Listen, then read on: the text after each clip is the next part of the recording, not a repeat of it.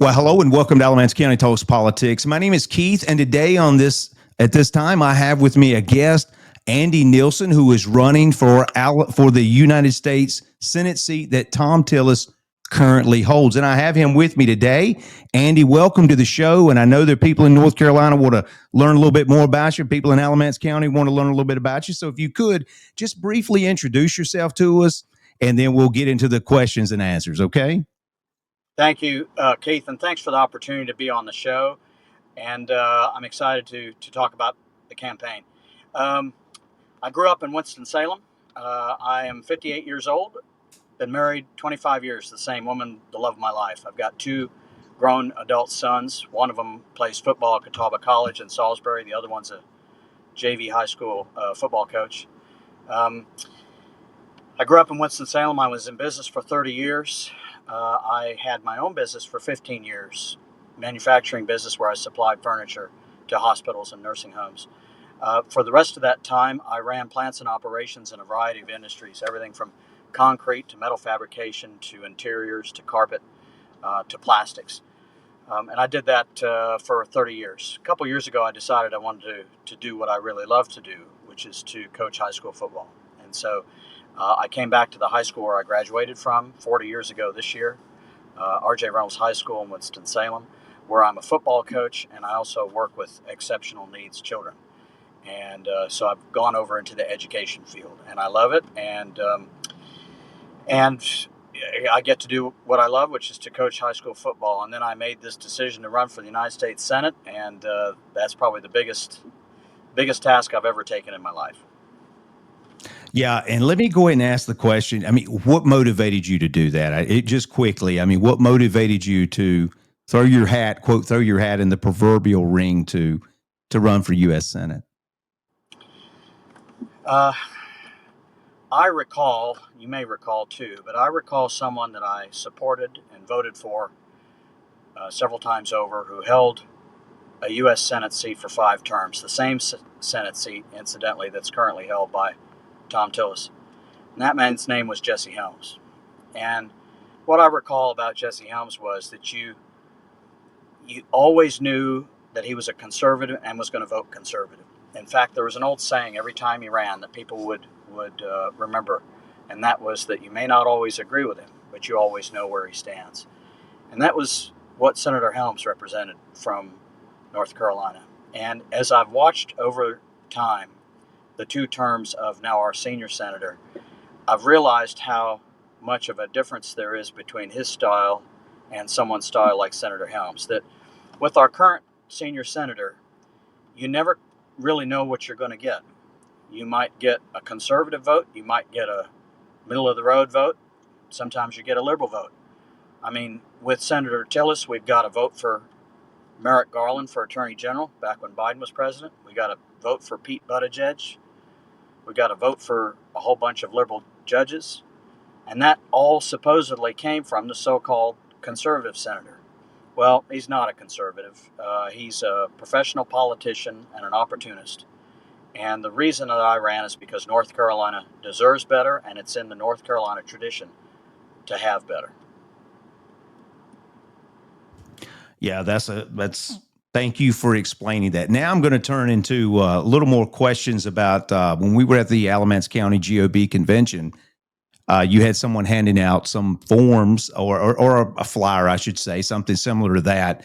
And it has some of your positions on there. It's something that people are interested in. People want to know where you stand on certain issues. And so I'm going to ask you a couple of these, and you just elaborate as much as you want to. So you got listed on here pro-gun. Explain to you people of North Carolina that, your pro-gun stance.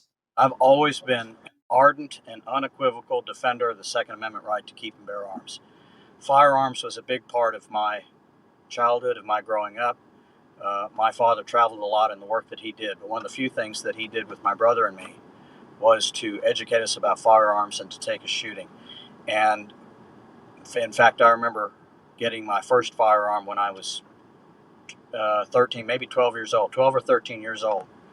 It was a bolt action 22, a little Marlin bolt action 22. And since then,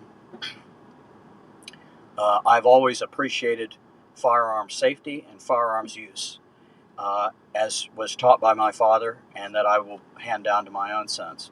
I happen to believe that the right to keep and bear arms is not only a constitutional right, and a protected right, but it is part of the history and the fabric of our country's birth. So I'll always fight vigorously for its protection, and most recently with issues like concealed carry, I am absolutely in support of those. And so if I'm elected to the Senate representing North Carolina, North Carolina voters can know that they will have a strong advocate for Second Amendment rights in me. That's good. Yeah, the Constitution is pretty strong. Is strong. Absolutely clear on that. So we appreciate that. What about pro-family?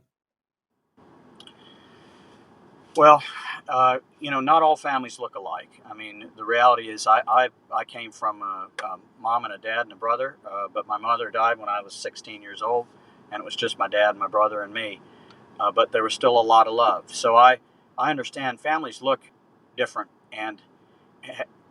but essentially, I happen to believe that the core unit of any society really is the traditional family, meaning a mom and a dad, who believe and pass on the values that they have. Um, to that end, while I understand why people may feel like they can want to, change certain ideas about it, you can't really improve on what has been the foundation of how we've lived since the beginning of time, and that is one man, one woman, and their children. Any policy that infringes on that, I will oppose, and any policy that upholds that, I will support.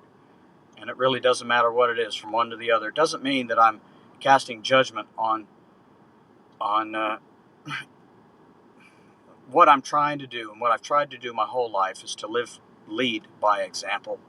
And I happen to believe in the inherent truth of the Bible, which I have lived my whole life by, and the fact that marriage is a God-sanctioned institution between men and women, and uh, and I'll always believe that. So that's what I mean by being pro-family.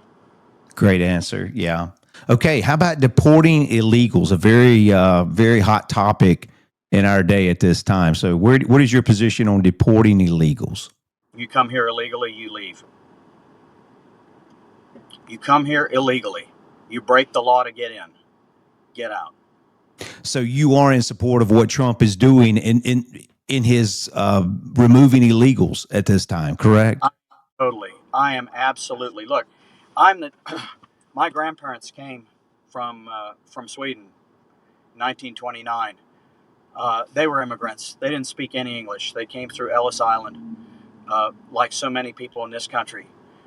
They lived the immigrant experience. Um, they came legally. They waited a long time until their number was called.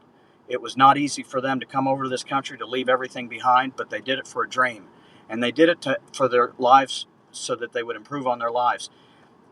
I'm sure that's the same for everyone who tries to, or most everyone who tries to get in here, except for the criminals, which there's a lot of. But even so, you got to do it legally. How can you come into this country and hope to contribute to it and hope to build it when the first move you made in coming to this country was to break the law? That's really what illegal immigration is. It's basically you saying you want to come on your terms, and you want everybody who's here to accept it and accept you. Well, that's not the history of immigration in this country. Certainly wasn't the history of immigration for my family and for many families from all over. And so, at the end of the day, um, if you came in here illegally, you need to leave. If you want to try and get in later legally, you can apply. But I think that what the Trump administration is doing is so far overdue, it's not funny. We should have been doing this years ago. And what the Biden administration did in opening the floodgates is nothing less than criminal in my mind.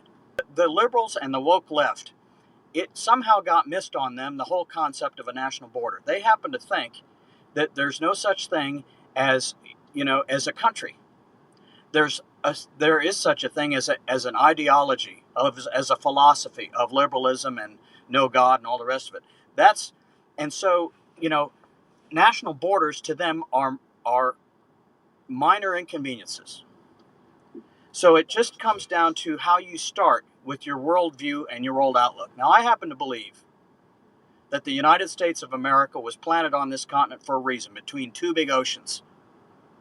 Because a lot of people who came to this country at the very beginning came for things like religious persecution, to worship God in the way that they saw fit. And they were not permitted to by the countries of Europe and the kings and the queens. And they came over here and they set up a country, one nation under God, indivisible, with liberty and justice for all. That is the country that we're in. It has borders around it and it has a fence around it, or it should. So respect that. But the woke left doesn't respect it because they don't believe the premise of it.